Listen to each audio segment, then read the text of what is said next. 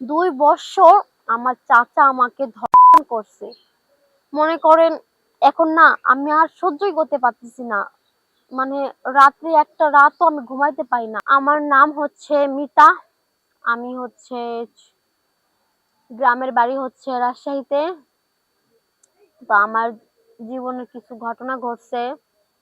তো সেটা বলার জন্যই আজকে এখানে আসা। আসলে হচ্ছে আমার মা-বাবা কেউ নাই। কারণ কি জন্মের পরেই কখনো আমি তাদেরকে দেখি নাই।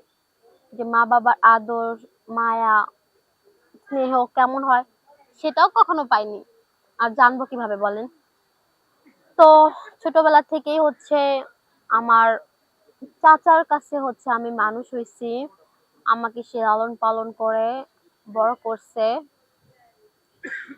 তো আমি যখন বয়স 11 বছর তখন না আমার চাচা না আমার দিকে না খুব খারাপ ভাবে তাকাইতো। আমি না বুঝতে পারতাম না। আমি হয়তো ভাবতাম কি যে হয়তো আমাকে সে ভালোবাসে, তার জন্য হয়তো। তো এরকম করতে করতে মনে করেন 1 বছর চলে গেছে। যখন আমার 12 বা 13 বছর তখন হচ্ছে না আমি ঘুমাইতেছিলাম, তো হঠাৎ করে না আমার কাকা গেছে আমার বিছানায়।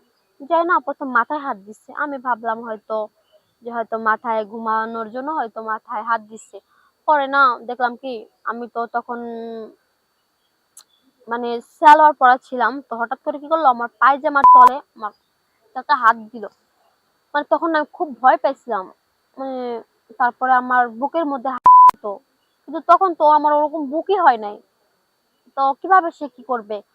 পরে হচ্ছে আস্তে আস্তে যখন আমার 16 বছর বয়স হলো তখন হচ্ছে হঠাৎ করে আমার চাচা আসলো। এসে আমাকে ডাইরেক্ট বলল যে একটা কথা আছে। আমি বললাম হ্যাঁ বলো কি কথা? বলতেছে শোন, তোর আমি ছোটবেলা থেকে মানুষ করছি, ঠিক আছে? তোর প্রতি আমার পুরো অধিকার আছে। আমি হ্যাঁ চাচা অধিকার তো আছে, তুমি যে তোমাকে মানুষ করছো অবশ্যই আছে। পরে বললো কি তার সাথে জন্য। তো আমি প্রথমে রাজি হইলাম না। পরে মানে এমন কথা বলছে আমি বাধ্য হইছি রাজি হওয়ার জন্য। বলছে আমাকে বাড়ি থেকে বের করে দিবে, কারণ আমার মা বাবা কেউ নেই। আর আমি কার কাছে যাব? ওরকম কেউ নাই। তো ভয়ে আমি তখন রাজি হয়ে যাই। এরকম করতে করতে এখন আমার বয়স কিন্তু 18। 2 বছর আমার চাচা আমাকে করছে। মনে করেন এখন না আমি আর সহ্যই করতে পারতেছি না। মানে রাত্রে একটা রাতও আমি ঘুমাইতে পারি না।